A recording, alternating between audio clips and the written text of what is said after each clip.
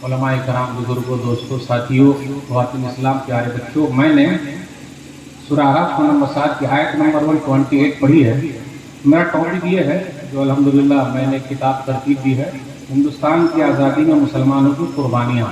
लेकिन मुझे जो वक्त मिला है, हम ये चाह रहे हैं कि ये तो 2-4 घंटा बोल नहीं सकते, जो भी वक्त मिला उस पर बात करें।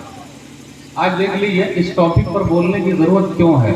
इसलिए कि कहीं कहीं ये कहा जा रहा है मुसलमानों ने कुछ किया ही नहीं, जबकि एक शेर पढ़िए, खंडर दियारे वफा के कुरेद कर देखो, खंडर दियारे वफा के कुरेद कर देखो, हमारे नाम का पत्थर जरूर निकलेगा। राहत इंदौरी ने क्या कहा था, सभी का खून है शामिल यहाँ की मिट्टी में, किसी के बाप का हिंदुस्तान थोड़ी है। लगभग मुसलमानों ने अल्हम्दुलिल्लाह 700 साल तक हुकूमत की है। आज मैं मकाला पढ़ रहा हूँ, बस 5 से 10 मिनट वाला, 1192 से लेकर 1857 तक हिंदुस्तान के अंदर अंग्रेज कब आए? जहांगीर के दौर में आए, मुगल जहांगीर के दौर में आए। 1612 ईस्वी में यहाँ आए।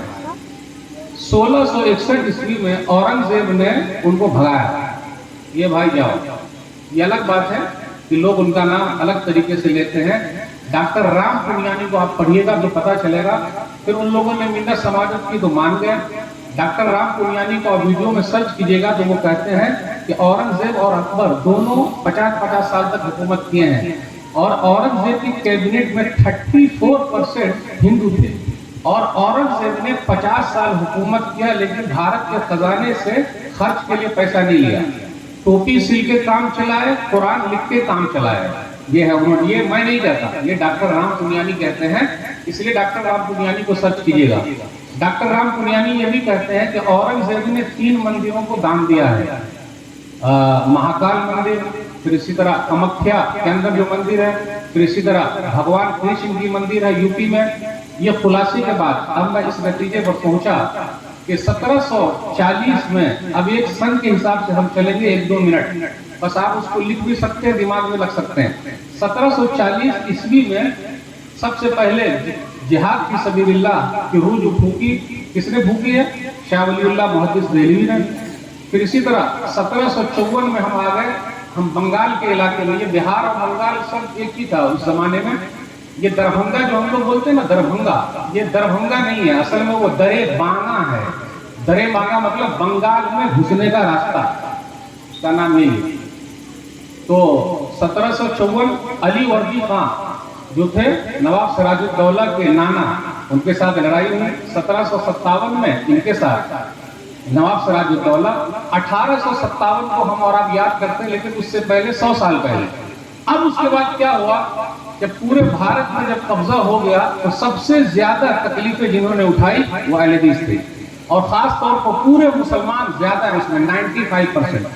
माशाअल्लाह नाम तो हमेशा सुनते हैं हम और आप, उलमाए सादिकपुर, अल्हम्दुलिल्लाह उनकी कुर्बानियां तो है ही, लेकिन उनसे हमें और आपको क्या मिला? मौलाना अब्दुल कबीर सादिकपुरी रहमतुल्लाह के पास जब पंडित जवाहरलाल नेहरू पहुंचे कुछ नजराना पेश करने के लिए, तो उन्होंने कहा कि ना, हम लोगों ने थोड़ा ना सब काम के लिए किया है, अल्लाह के लिए किया, और अल्लाह कबूल फरमा ले। मैं एक तो वाकये से कुछ बातें बताना चाहता हूँ। ये तहरीक शहीदैन जो है, जो खत्म हुई है 6 मई 1821 को, बालाकोट के मैदान में दोनों शहीद हो गए। 6 मई 1821 को। इस किताब में आप पढ़ सकते हैं, मुख्तसर है। ये तहरीक शहीदैन में जो लोग थे वो उलमा कैसे थे? आज माशाअल्लाह उलमा बहुत ज्यादा है, लेकिन वो कैसे थे? कैसे थे वो लोग? तन के भी उजले और मन के भी उजले थे, काला वाला कुछ नहीं था। सब लोग मिल के काम करते थे। दीनी, अखलाकी, सियासी तौर पर बिगाड़ किया था। हज उस जमाने में नहीं था, बोले हज नहीं करना, तो सब जारी किया। बेवा औरतों से निकाह नहीं था। आज अपने समाज में भी देख लीजिए, अब वो काम हम लोग करना चाहिए कि नहीं करना चाहिए? भाई बेवा औरतों की शादी नहीं हो रही है तो शादी करवाइए, भाई उनसे कुछ तो लेना है, तब तो काम हो पाएगा, तब तो फायदा होगा। और अल्हम्दुलिल्लाह आपका सीमांचल का पूरा इलाका, शेख नामुल हक मदनी साहब को मैंने अपना एक आर्टिकल दिखाया इसी के बारे में, शेरशाहबादी के बारे में, क्योंकि एक किताब और मैं लिख रहा हूँ अल्हम्दुलिल्लाह। हिंदुस्तान में मुस्लिम हुकूमत है, कम से कम हमारे बच्चों को ये तो पता चले कि भाई कौन कौन रहे और कहाँ कहाँ रहे। तो शेख साहब ने कहा सीमांचल के इलाके की खूबी बयान करनी हो तो सिर्फ एक जुमला बोल दीजिएगा, ये सब लोग अल्हम्दुलिल्लाह अहले हदीस हैं। अब ज्यादा कोई बोलना नहीं है, अल्हम्दुलिल्लाह सब लोग, और ये सब मेहनत है उन्हीं लोगों की। बस एक ही जुमले में पूरा तारुफ करना हो तो कर दीजिए। और अल्हम्दुलिल्लाह ये तहरीक चलती रही 1857 से 1947 तक जो सिलसिला चला है, इन्हीं लोगों का तो चला है। मौलाना जाफर थानेसरी, मौलाना यहया अली, इन लोगों के वाकये में एक दो बात मैं आपको बताऊंगा। जब इनको पकड़ा गया तो कब्र में रख दिया गया। कब्र जानते, कब्र में रख दिया मतलब थोड़ा ना कब्र में ले जाके बैठा दिया, ऐसा नहीं। कब्र में रख दिया मतलब 5 फीट लंबा, 4 फीट चौड़ा, उसी में 2-3 महीने तक रहे।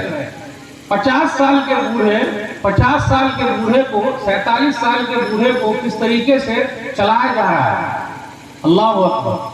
और जब मरहला आया, जज ने कहा मौलाना यहया दाढ़ी के बारे में, अब हम लोग जितने हैं, हम लोग की भी दाढ़ी बड़ी होनी चाहिए कि नहीं होनी चाहिए? भाई हमारे जब बुजुर्गों की बड़ी थी और जब वो कट गई तो अफसोस किया कि तुम उससे पहले शहीद हो गई। आज हम में से उन्हीं के मानने वाले लोग सुबह सुबह जा के सफाई कर रहे हैं, चलेगा क्या? तो क्या लिया हमने अपने बाप दादा की तहरीक को, कहां मुर्दा कर रहे, जिंदा कीजिए, आगे लेके चलिए। इसी तरीके से एक चीज और है, मौलाना जाफर थानेसरी की अम्मी के बारे में 2 किताब हम लोग के पास होनी चाहिए। अगर आप इस पर ये करेंगे तो तस्करा सादिका और काला पानी। मैं कोई भी किताब पढ़ता हूँ तो रोता नहीं हूँ, लेकिन जब मैंने काला पानी पढ़ी है तो क्या मतलब मुझे आंसू निकल आया। आप लोगों के पास काला पानी है क्या? आपके पास है? माशाअल्लाह। तस्करा सादिका नहीं, क्या करेंगे रख के? क्या करना है, ठीक है ना? नहीं। उनकी अम्मी का वाकया, माँ हो तो ऐसी, तब ना बेटवा ऐसा निकलेगा। वो 20 साल के लिए काला पानी चलेगा, वही काला पानी सीधा इंडोमान निकोबार, मौलाना यहया अली के साथ मौलाना जाफर थानेसरी। उनकी अम्मी को, जाफर थानेसरी रहमतुल्लाह की अम्मी को सांप ने काट लिया। तो लोगों ने कहा ऐसा करते हैं ना कि दूसरे को बुला के लाके ताकि आपका सांप को काट लिया वो सही हो जाए। बोले जब से जाफर यहाँ से गया है और मेरे घर में तौहीद की, ये हो ही नहीं सकता कि उसके न रहते हुए शिर्क मेरे घर आ जाए। जान देना गवारा है लेकिन गलत तरीके से इलाज करना गवारा नहीं है। कहां है ऐसे मुजाहिद आजादी की माँ? जब माँ ऐसी होगी तब ना बेटा हुआ ऐसा होगा। ठीक है, 2 बात। कहां क्या खाने को मिल रहा है भाई? साग में वो भी डंठल वगैरह, कैसी लाइफ उन लोगों ने गुजारी है। मोतिहारी के इलाके में एक है बतख मियां अंसारी, उन लोगों का नाम शायद आप लोग सुने होंगे कि नहीं सुने होंगे। 1917 में जब गांधी जी उधर गए थे तो अंग्रेज ने कहा था कि दूध में मिला दो जहर, मिला दिया। डॉक्टर राजेंद्र प्रसाद जो अपने आजाद भारत के पहले प्रेसिडेंट बने वो भी साथ में थे। तो उस आदमी ने कहा, बतख मियां अंसारी ने, देखिए मैं तो अभी मिला दे रहा हूं लेकिन साइड से जाके बोल दिया गांधी जी ये दूध न पीजिएगा जब उसमें मिला हुआ है ना। अल्हम्दुलिल्लाह बतख मियां अंसारी ने गांधी जी के अल्हम्दुलिल्लाह जान बचाई, मेहनत की कोशिश की। देखा सब चीज जब्त कर लिया गया। जब भारत अपना आजाद हुआ तो देखा डॉक्टर राजेंद्र प्रसाद ने, बतख मियां अंसारी है, इधर आइए यहाँ बैठिए भाइयों, सुनो इनके बारे में। और बिहार सरकार से कहा 150 एकड़ जमीन दे दीजिएगा, अब तक मिली कि नहीं मिली बता दीजिए। तो कुछ शेर अली का नाम आप लोग जानते हैं? बस अब मैं खत्म की तरफ आ रहा हूं। अभी हमें और आपको क्या करना है वो पॉइंट हमारा आखिरी रहेगा। शेर अली का नाम जानते हैं? 20 वायसराय हुए हैं भारत के अंदर अंग्रेजी दौर में 100 साल तक। उसमें एक थे लॉर्ड मायू 6ठे वायसराय है जो ओहदे पर रहते हुए कत्ल कर दिए गए। और उसको मारने वाला शेर एक ही था जिसका नाम है शेर अली। और जिसने कहा मारा था वही काला पानी के अंदर, वो ओहदे पर रहते हुए मारा गया। अफसोस की बात है कि आज लॉर्ड मायू के नाम से लखनऊ के अंदर हॉस्पिटल भी है, सब कुछ भी है, लेकिन शेर अली के नाम से कुछ भी हॉस्पिटल नहीं है। मुख्तसर क्या बयान करें। अब हालात ऐसे बने हुए, हमें और आपको क्या करना चाहिए? घबराने की जरूरत नहीं है, टेंशन लेने की जरूरत नहीं। हम और आप बाई चांस भारतीय नहीं है, बाई चॉइस भारतीय है, इसलिए घबराने की जरूरत। हम बाबर की औलाद नहीं है, वो तो हम पहले से मुसलमान है, तो ये ताना किसी और को देने का। और टेंशन नहीं लीजिए। डॉक्टर राम पुनियानी कहते हैं आज के मुसलमानों को मुगलों से जोड़ना ये तो सबसे बड़ी बेवकूफी है। कहा तो जोड़ रहे हैं। हमें और आपको क्या करना है ऐसे हालात? तहरीक शहीदैन जिस तरीके से उठी थी, अखलाकी तौर पर सुधार किया था, हमें और आपको अज़्म लेके यहाँ से उठना है कि हम खुद पहले सही होंगे। और अल्हम्दुलिल्लाह वो हिमालय की चोटी से लेकर नेपाल के रास्तों से निकलते हुए बंगाल, खलीज बंगाल तक वो लोग पहुंच गए।